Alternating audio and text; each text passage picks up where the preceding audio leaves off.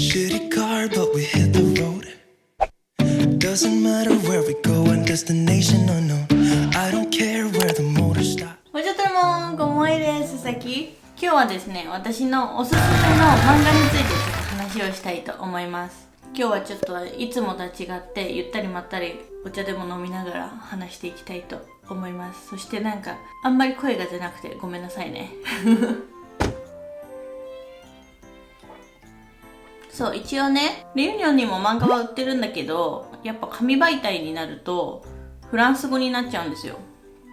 やっぱさ、日本語で読みたいじゃん。楽だし、その方が。なので、私は今、電子書籍で読むようにしてます。で、まあ、おすすめの漫画って言ってんだけど、多分ね、みんな読んでるやつを読んでる感じだと思う。なんか、そんなにコアなところとかは読んでないと思うんだよね。わかんないんだけど。まあ、とりあえず紹介していこうね。私はね、ジャンルは結構少年っ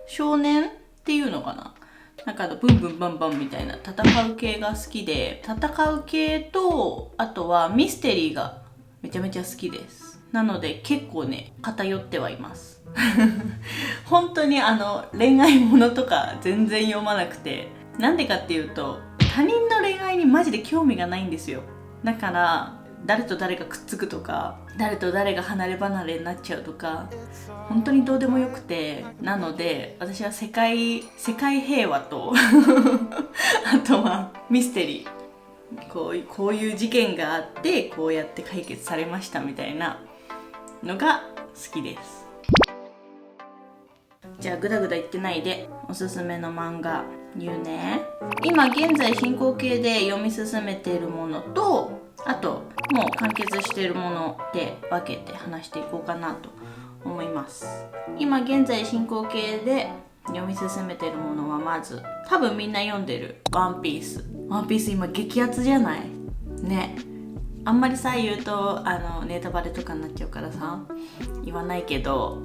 なんか私が多分初めてワンピースを見たのが小学生ぐらいなのよ。小学生ぐらいから漫画を買って、途中ちょっとやっぱ飽きちゃって読まなくなっちゃったんだけど、でもまたワノ国じゃないな、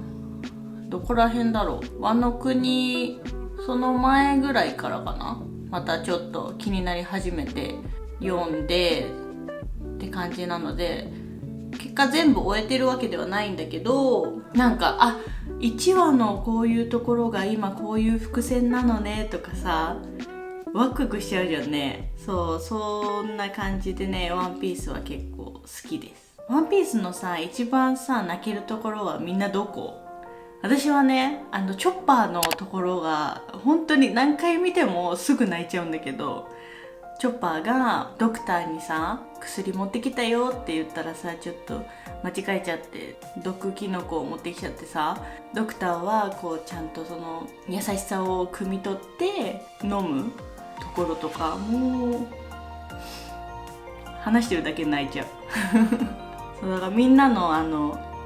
泣いちゃうところとかも教えてくれたらいいな。で次は僕のヒーローアカデミア読んでます。僕のヒーローアカデミアも激アツじゃない。今さちょっと一段落つくのかつかないのかみたいなところじゃない？単行本だとそうだよね。でもね、ジャンプだとまた次の章に行ったりとかもしてるので、これからどうなるのかが全然見えないので、いい方になるのか、いい方になってほしいんだけど悪い方になっちゃうのかとかね。僕のヒーローアカデミアもさ、なんかよくよく考えると深かったりするよね。そのなんか個性があって、で個性があるのが当たり前だけど、でも無個性でもヒーローになれるよっていう、ジャンプの王道みたいなところだったりするんだけど、そんな感じで僕のヒーローアカデミアも好きです。僕のヒーローアカデミア誰が好きかな。私はね、結構かっちゃん推しなんだよね。やっぱ己に対してすごい厳しいところとかがね、こういいなって思うかっちゃん推しですね。はい、次はね、文豪ストレイドックスを読んでいます。文豪ストレイドックスはね、本当に考えさせられる。いろいろと最初は文豪だから日本の文豪だったりとか、世界の文豪の人の名前でこういろいろキャラクターが出てきて、それで異能力があって、で異能力がその人の代表作の名前になってたりするので、すごいこれ勉強できるなと思って見始めたんだけど、今私単行本で読んでるんだけど、すごいね、人類のあり方みたいなところをテーマに話が進んでいくんですよ。だからなんかめちゃめちゃ深いなと思って、その考え方をすれば多分世界は平和になるんだろうけど、でもそれをやることでの弊害がでかすぎるとか、なんかねいろいろ考えちゃう。そういう考え方もあるし、そういう考え方もできるのかとかね。なんかだからね、結構私的には一番おすすめかもしれない、文豪スレイルックスは。深いし、あとミステリー要素もあるので、なかなか真相が出てこないんですよ。だからちょっと待って、まだみたいな、すごい読み進めちゃう漫画です。なのでね、まだね読んだことない人はちょっと読んでみてほしい。そして次はブルーエクソシストっていう漫画なんだけど、みんな知ってます？私エクソシスト系も好きなの。これ多分ね、私のお母さんの影響だと思うんですけど、私のママが家にあった漫画でゴーストスイーパーミカミっていう、知ってるこれこれをね持ってて、これもねエクソシストの話なの。私これ結構好きでずっと読んでて、だからなんかその悪魔とかエクソシストとかの話結構好きで、そこで見つけたのがこのブルーエクソシストで、そのアッシャーとゲヘナっていうね世界があって、うちらがいるところはアッシャーなのよ。よくわかんないでしょで、なんかそのサタンとか悪魔とかがいる世界がゲヘナっていう世界なんだけど、まずね、主人公が大悪魔って言われるサタンの子と人間のハーフの双子が主人公なのよ。でまずさ、その人間と悪魔が交わる世界ってどういうことからスタートするんだけど、とりあえずね、もう面白いから見てあとこれはね専門用語がめちゃめちゃ多いので、結構ねハマる人はハマるけど飽きる人は飽きると思う。結構専門的な話が多いです。魔法とかも使う世界だし、だからそういうイマジネーションじゃないけど、こういう世界もあるのかなみたいなのが好きな人は好きだと思う。とりあえず読んでみんなそして次ですね。次がね、私がハマってるのはかけ狂いですね。かけ狂いはこれね、最初自分で見つけたんじゃなくて、多分セドにこれ面白いよって言って教えてもらってから読んだんだけど、めちゃめちゃハマってます。かけ狂いっていうタイトルだからギャンブルの話なんだけど、要素としては開示的な感じ。百花王学園っていう学校が舞台で、学生がギャンブルをするんだけど、ギャンブルに負けたら家畜に落ちるとか、ギャンブルに勝ったらトップに近づけるとかね。本当にその一か八かの話なんだけど、結構何でもありのギャンブルなんですよ。イカサマもあり、何やってもいいの。だからそれでどうやって勝つかがちょっと私的にはすごい面白くて、こういう正規ルートでやったら勝てないよなみたいな、でもどうやってやったら勝つんだろうっていうのですごいワクワクして読み進めちゃう漫画です。で今はその主人公の過去編に入ってきてて、めちゃめちゃ気になるの。なのでちょっと早く次が読みたい漫画です。であとはミステリーの王道といったら名探偵コナンコナンも私多分ね、小学生ぐらいから漫画を買い始めて、途中でねまたそれも飽きちゃってんだけどまた読みたいなと思って読み返したの全部。そしたらさ、結構ちゃんとつながってて、やっぱ単行本だと発売されて間が空いて、発売されて間が空いてなので、結構つながりを忘れちゃったりとかするんだけど、全部バーって一気に読むと、ここで黒の組織のあの人が出てきてるんだとか、ここでこうなってんだっていうのがつながり始めて、今また面白く読んでます。やっぱねトリックとかが好きなんだと思う。文字数も多いのですごいこう没入したいなっていう時に私は読むようにしてます。でコナンはね、コナン誰推しかな。コナンはねキッドだね。もともとね私マジックカイトっていうキッドがメインの漫画も買ってて、なのでそのコナンにキッドが出てくる前からキッドを知ってたんですよ。だからね、やっぱ最初はコナンとか C1 がいいなって思ってたけど、やっぱでもねキッドが今熱い。次もねこれなんかギャンブル的な感じなんだけど、友達ゲームっていう漫画です。基本私裏切りとかも好きなのよだからこのね友達ゲームは最初仲良しの5人がいて、あるゲーム、その友達ゲームっていうゲームに巻き込まれちゃうんだけど、この5人って本当に友達なのみたいな話からスタートするのよ。でなんかこの中に裏切り者がいるよみたいなのを、ね、運営側から言われて、誰みたいな、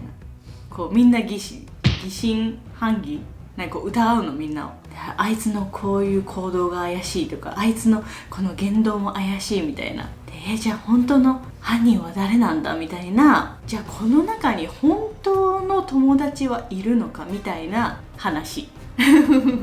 これもねどんでん返しがいっぱいいっぱいあって読み進めると楽しいです。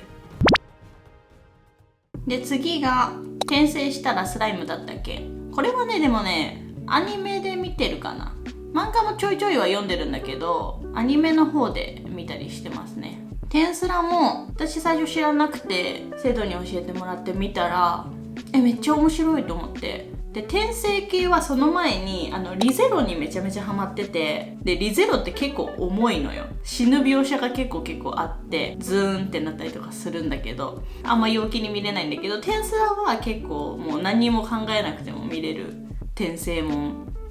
ですね。ここからはもう完結してる漫画でおすすめなのちょっとお話ししたいと思います。もう完結してるからねみんな多分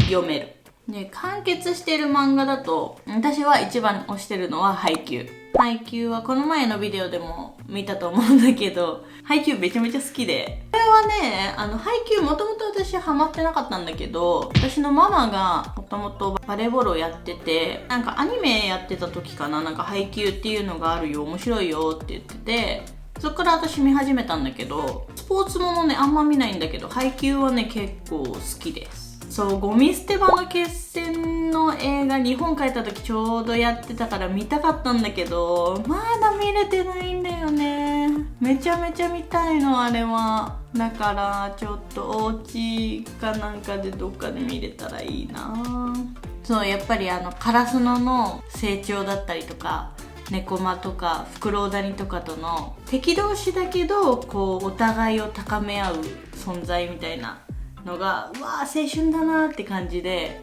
めちゃめちゃいいですね。配給も完結してるのでまだ読んでない方はぜひ。で次は鬼滅の刃。鬼滅の刃もねなんか最初全然読む気なかったんだけど、なんかみんなが読んでるっていうから気になるから読み始めたらハマってしまってサクサク読んでサクサク読み終わりましたね。あれなんか裏話みたいのがあって、鬼の血気術とか鬼の模様とかはなんかその当時流行った病気とかに依頼してるっていう裏話みたいのを聞いて、もう一回読み返したらなんかなるほどなと思って、なんかそういうねなんか本当か嘘か分かんない豆知識みたいのを入れてからもう一回読むと新たな発見とかがあるので結構おすすめです。あとは完結してるのだと、あとは東京リベンジャーズもタイムリープ的なのは私もセドも好きで、シュタインズゲートとか結構好きでアニメとか見てたんだけど、東京リベンジャーズもタイムリープ系で、でもなんか私的にはもうちょっと最後詳しく書いてほしかったなっていうのがあります。なんか最後さ、なんかもうちょっと詳しく書いてくれたらよかったなっていう一読者の意見でございます最後は約束のネバーランド。約束のネバーランドもね、最初見た時めちゃめちゃ衝撃的だったんだけど、だって食用児だよ。食用児って何みたいな。まずさ、そんでさ、鬼がそれを食べるってさ、って感じじゃんね。でもなんか最後はその鬼と仲良くなる世界を目指してみたいな感じなので、やっぱりね、こうなんか平和に向かっていく姿っていうのが結構好きですね、私は。はい、という感じで長々と喋っております。私の最近のおすすめの漫画はこんな感じでございます。みんなが読んだことあるよとか、この漫画まだ読んでなかったら読んでみてみたいなおすすめの漫画とかもあったらぜひ教えてほしいです。Sip sa Memesit Video, Messi de Kikishojen. Kan dia berada pada video. A bientôt. Bye bye.